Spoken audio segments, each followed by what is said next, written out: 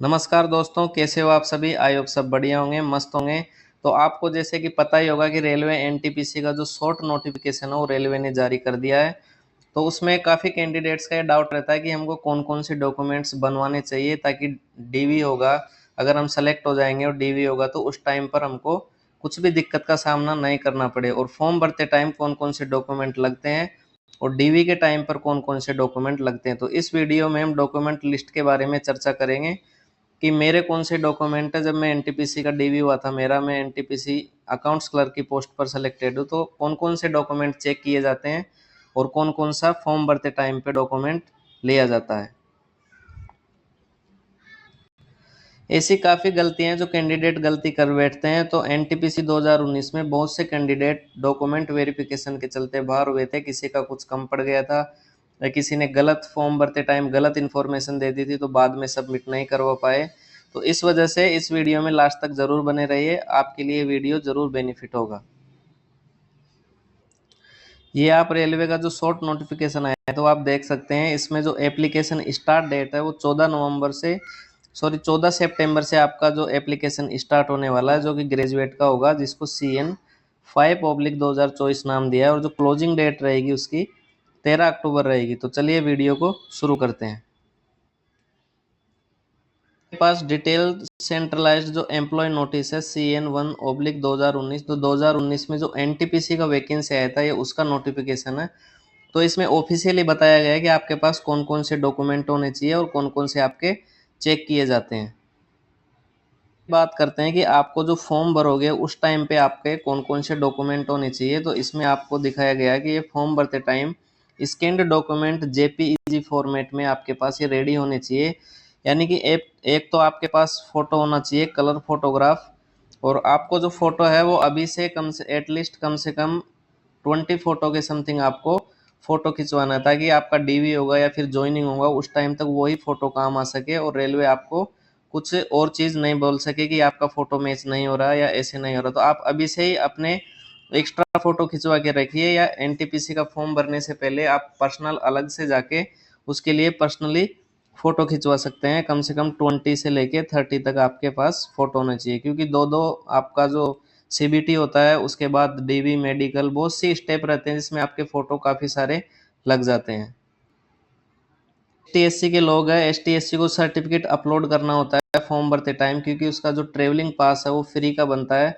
यानी कि आप अगर एग्जाम देने जाते हो और आते हो, आपका डीवी होता है, मेडिकल होता है, उसके लिए आपको जाना और आना पड़ता है। उसके लिए रेलवे आपको एक ट्रेवल पास बना के देती है, जिसके तहत आप स्लीपर या फिर सेकंड क्लास में आप फ्री यात्रा कर सकते हैं। तो उसके लिए आपको एसटीएससी सर्टिफिकेट इसमें अपलोड करना होता है।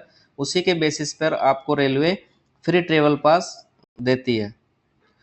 इसके अलावा आपके पास आधार कार्ड होना चाहिए, आपके पास पैन कार्ड होना चाहिए। और आधार कार्ड में जो आपकी स्पेलिंग है या फादर्स नेम में या फिर जो एड्रेस होता है आपके नेम में, डेट ऑफ बर्थ, आपकी हर चीज़ सेम होनी चाहिए। क्योंकि आप अगर आपका डीवी होता है तो उस टाइम पे आपको रिजेक्ट कर दिया जाता है। अगर आपकी स्पेलिंग मिसमैच होती है तो आपको उसमें नहीं लिया जाता। अगर कुछ उनको लगता है कि हाँ ये इसी तरह का नेम है तो आपके द्वारा एक कहीं के हो तुझे यार, ताकि हाँ मेरा नाम यही माना जाए और आपको उसको नोटरी पब्लिक करवा के लेके जाना पड़ता है। काफ़ी बहुत सारा लफड़ा हो जाता है, लेकिन इसी वजह से चलते आपको आधार कार्ड और पैन कार्ड इस सभी में आपकी स्पेलिंग करेक्ट होनी चाहिए। आप अभी से चेक कर ले, अगर नहीं है तो उसको आप टाइम रहते सही करवा लेना। टाइम पर कौन कौन से डॉक्यूमेंट लगते हैं, तो ये रेलवे ने आपकी 21 डॉक्यूमेंट्स की लिस्ट दी है 22 की। तो इसमें वन बाय वन चर्चा करेंगे कि कौन कौन से डॉक्यूमेंट आपके डीवी के टाइम पर लगने वाले हैं। तो सबसे पहले आपके पास 10th का सर्टिफिकेट होना चाहिए। 10th के वो सर्टिफिकेट और मार्कशीट के आधार पर ही आपकी वो टीओबी को मैच करते हैं। और इसमें आप साफ साफ लिखा हुआ भी है कि date of birth matriculation qualification के आधार पर चेक की जाएगी। और जो आपकी 10th की मार्कशीट है उसमें कैंडिडेट का नाम, फादर्स नेम, मदर्स नेम सभी आपका सेम होना चाहिए। जैसा कि आप फॉर्म फिल करते time father's name, mother's name या फिर आपका नाम डालते हो, सेम 2 कॉपी आपका 10th की मार्कशीट में होना चाहिए। अगर आपका एक भी स्पेस ज़्यादा है या फिर एक लेटर का मिस्टेक है या किसी भी तरह का मिस्टेक है तो आप उसको अभी टाइम रहते हुए उसको आप करेक्ट करवा सकते हैं, क्योंकि बाद में डीवी के टाइम पर बहुत बड़ी प्रॉब्लम खड़ी हो जाती है। दूसरे नंबर पे आता है कि 12th मार्कशीट। ट्वेल्थ मार्कशीट और सर्टिफिकेट दोनों आपका चेक किया जाता है। जैसे राजस्थान में तो 10th की मार्कशीट और सर्टिफिकेट, 12th का मार्कशीट और सर्टिफिकेट एक ही होता है दोनों, लेकिन बिहार में ऐसा नहीं होता। बिहार के कैंडिडेट के लिए तो मैंने देखा है कि उनका मार्कशीट अलग होता है और उनका सर्टिफिकेट अलग से बनाना पड़ता है। ग्रेजुएट से फॉर्म भरना चाहते हैं या फिर आप 12th पास हो तो आपको 12th की मार्कशीट वहाँ चेक की जाएगी और उस टाइम आपकी ग्रेजुएशन की नहीं की जाएगी, क्योंकि आपने ग्रेजुएशन से फॉर्म फिल नहीं किया है। इसके बाद अगर जो ग्रेजुएशन से फॉर्म फिल करना चाहते हैं तो उनके आपके 3 साल की मार्कशीट होना चाहिए और आपके डिग्री होना चाहिए, एक यूनिवर्सिटी डिग्री या इसके इट्स इक्विवेलेंट होना चाहिए, और आपकी 3 सालों की मार्कशीट भी आपको लेकर जाना पड़ता है वहाँ पे। इसके बाद बात करते हैं ST/SC certificate in the format as per annexure 1। तो आप जैसा कि पता होगा कि कास्ट सर्टिफिकेट हम ई-मित्र पर बनवाते हैं, तो ई-मित्र पर वो येलो वाला कास्ट सर्टिफिकेट बन के आता है, जो आपके पास सभी के पास होगा। अगर आपके पास पुराना है तो आप उसको नया जरूर बनवा लें, क्योंकि ST/SC का 4-5 साल तक वैलिड रहता है। वैसे तो लाइफ टाइम तक भी रह सकता है, कि कोई RRB जो डॉक्यूमेंट चेक करते हैं वो कभी उसको ले लेते हैं, कभी रिजेक्ट कर देते हैं, उनके उसके ऊपर निर्भर करता है कि वो एक्सेप्ट करेंगे या नहीं। तो 4-5 साल से अगर आपका पुराना है, 5 साल तक वैलिड मान के चलो, 5 साल से अगर पुराना है आपका तो आप उसको नया जरूर बनवा लें अभी से ही। उसके बाद जब DV होता है तो एनेक्जर 1 को आपको फॉर्म को फिल करके उसको भी आपको कास्ट सर्टिफिकेट के रूप में फिल करके आपको भरवाना पड़ता है और उस पर मोहर लगाकर आपको सबमिट करवाना पड़ता है। मैं बाद में आके इसमें नीचे बता दूंगा कि आपको किस तरह से वो फॉर्म फिल करना है। अभी अगर आपके पास वो ई-मित्र वाला है तो वो इनफ है, बाद में आप रेलवे फॉर्मेट का उसमें मांगा जाता है, रेलवे फॉर्मेट का अभी बनवा सकते हो तो अभी बनवा लो, या फिर अगर DV के टाइम पर बनवा सकते हो तो DV के टाइम पर बनवा लेना। सेम चीज OBC के लिए कि OBC नॉन क्रीमी लेयर का जो कास्ट सर्टिफिकेट आता है उसमें लिखा होता है कि ये नॉन क्रीमी लेयर से बिलोंग करता है, ये जरूर होना चाहिए। और जब आपका DV होता है उस टाइम एनेक्जर सेकंड के फॉर्मेट के रूप में लिया जाता है। एनेक्जर सेकंड में आपको दिखाता हूँ कैसा होता है। सेकंड इसको बोला जाता है जब आप कास्ट सर्टिफिकेट ई-मित्र से बनवाते हैं, येलो कलर वाला। और ये ध्यान रखिए कि आपको सेंटर वाले फॉर्मेट में ही बनवाना है, यानी कि सेंट्रल का फॉर्मेट जो इंग्लिश में रहता है।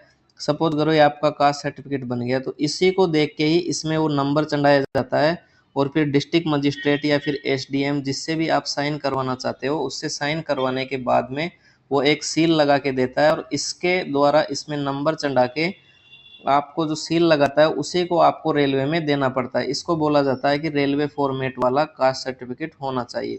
तो ये इस तरह का आपका रेलवे फॉर्मेट का कास्ट सर्टिफिकेट होता है। यदि OBC नॉन क्रिमिलेयर वालों को एक डिक्लेरेशन देना पड़ता है कि हाँ मैं OBC नॉन क्रिमिलेयर से बिलोंग करता हूँ, तो वो इसमें फॉर्मेट होता है, उसको प्रिंट निकलवा के उस पर साइन करके वो डायरेक्टली देना पड़ता है, उसमें कुछ इतना ज़्यादा झंझट नहीं है। सबसे ज़्यादा जो परेशानी का सामना करना पड़ता है वो करना पड़ता है EBC वालों को, क्योंकि EBC क्या होता है, इकोनॉमिकली बैकवर्ड क्लासेज। यानी कि अगर आपकी परिवार की आय सालाना 50,000 से कम है, यानी कि आपका 50,000 वार्षिक आय है, तो आप EBC उसमें फॉर्म भरते टाइम EBC पर क्लिक कर सकते हैं। तो आपकी जो फीस है वो 500 की जगह पर 250 रुपये लगने वाली है। लेकिन इसके लिए आपके पास आय प्रमाण पत्र होना चाहिए, यानी कि इनकम सर्टिफिकेट आपके पास होना चाहिए। अब कुछ लोग क्या करते हैं, इनकम सर्टिफिकेट तो वो बनवाते नहीं है और EBC पर क्लिक कर देते हैं। जब एग्जाम टाइम होता है या फिर DV टाइम होता है तो उनसे EBC वाला फॉर्मेट पूछा जाता है कि EBC सर्टिफिकेट अपना दिखाइए, तो EBC लेकर नहीं जाते या फिर EBC बाद का बनवा लेते हैं। तो रेलवे में 2019 में कई सारे कैंडिडेटों को काफ़ी कठिनाइयों का सामना करना पड़ा था, क्योंकि उनके पास पहले वाला आय प्रमाण पत्र नहीं था, बाद वाला था। तो पहले वाले के लिए उनको एक जो स्टाम्प होता है उस पर उनको सर्टिफाई करके लेके जाना पड़ा। इस तरह से बहुत कुछ परेशानियों का सामना करना पड़ता है, तो इस झमेले में आप ना पड़िए। अगर आपके पास इनकम सर्टिफिकेट आप बनवा सकते हो तो ही आप EBC को टिक करें, अदरवाइज आप 500 रुपये फीस देने को। माइनर कम्युनिटी से बिलोंग करते हैं उनको माइनर कम्युनिटी डिक्लेरेशन देना पड़ता है, और उनका नॉन जुडिशियली स्टाम्प पेपर पर जो एनेक्जर 4 इसमें आगे दिया गया है उसी के आधार पर उनको बनाना पड़ता है। और जो मेडिकल सर्टिफिकेट है, जो PWD वाले कैंडिडेट हो, जिस भी कैटेगरी में PWD से उनका सर्टिफिकेट बना हुआ है वो उनको सबमिट करवाना पड़ता है। इसके बाद में self declaration for ex serviceman, ex serviceman को अपना सेल्फ डिक्लेरेशन देना पड़ता है एनेक्सर 7 के तहत। आपका जो फुल नोटिफिकेशन आएगा उसमें आप एनेक्सर ये देख सकते हैं। इसके बाद बात करते हैं कि NOC from serving employ with date of appointment from current employer. Suppose करो कि जैसे मैं हूँ, अगर रेलवे का मैं फॉर्म भरना चाहता हूँ एनटीपीसी का, तो मुझे अपने डिपार्टमेंट को सूचित करना होगा कि मैं ऐसे फॉर्म भर रहा हूँ और मुझे एनओसी देने की कृपा करें। तो अगर आप सेलेक्ट हो जाते हो, आपका डीवी होता है, तो आपके डिपार्टमेंट से आपको एक एनओसी जारी की जाती है, यानी कि नो ऑब्जेक्शन सर्टिफिकेट। उसमें लिखा होता है कि ये जो हमारा एम्प्लॉय है, अगर आगे आपको ज्वाइन करना चाहता है तो हमें इसके लिए कोई दिक्कत नहीं है। हो गया NOC from service defence personnel, ex serviceman के लिए भी एनओसी डिस्चार्ज का रहता है। और gazetted notification legal document in case of formal change of name as mentioned. यदि आपने किया गया है, जैसे कोई नेम चेंज करवा लेता है अपना, तो उसके लिए उसके लीगल डॉक्यूमेंट उसको देना पड़ता है। और अगर आप रिसिप्ट ऑफ ऑफलाइन पेमेंट, अगर आप ऑफलाइन पेमेंट करते हो, उसका आपके पास रिसिप्ट होना चाहिए। कुछ मांगते हैं कुछ नहीं मांगते, लेकिन ये इतना ज़रूरी नहीं है। Self clarification by the transgender candidate. और Jammu Kashmir domicile certificate if applicable, ये जम्मू कश्मीर वालों के लिए है। नेक्स्ट बात करते हैं कि जो भी डिवोर्स कैटेगरी से फॉर्म अप्लाई करना चाहते हैं उनको डिवोर्स का सर्टिफिकेट देना पड़ता है कि हमारा इस तारीख को हमारा डिवोर्स हुआ था। Death certificate in case of an husband का अगर केस होता है, वो विडो है, विधवा है, तो उनका उसको सर्टिफिकेट देना पड़ता है। एक्स सर्विसमैन के बारे में जो सिविल एम्प्लॉयमेंट है उसको सेल्फ डिक्लेरेशन देना पड़ता है। जो मैंने आपको बताई है, यही चीज़ें आपके आगे जाके चेक होंगी। जैसे आप, मैं फिर से बता देता हूँ, एक तो 10th 12th, आपका जो डिग्री है, जो ग्रेजुएशन का डिग्री है, ओबीसी एसटी एससी, ये सर्टिफिकेट आपके इम्पोर्टेंट रहते हैं। ईबीसी सर्टिफिकेट यही उसमें ज़्यादा प्रॉब्लम करते हैं। हो तो वीडियो को लाइक करें, चैनल को सब्सक्राइब करें। मिलते हैं नेक्स्ट वीडियो में। और आप हमारे टेलीग्राम चैनल से ज़रूर जुड़े, लिंक आपको डिस्क्रिप्शन में मिल जाएगा। उसमें भी मैं आपको इम्पोर्टेंट चीज़ें बताता रहता हूँ। धन्यवाद दोस्तों।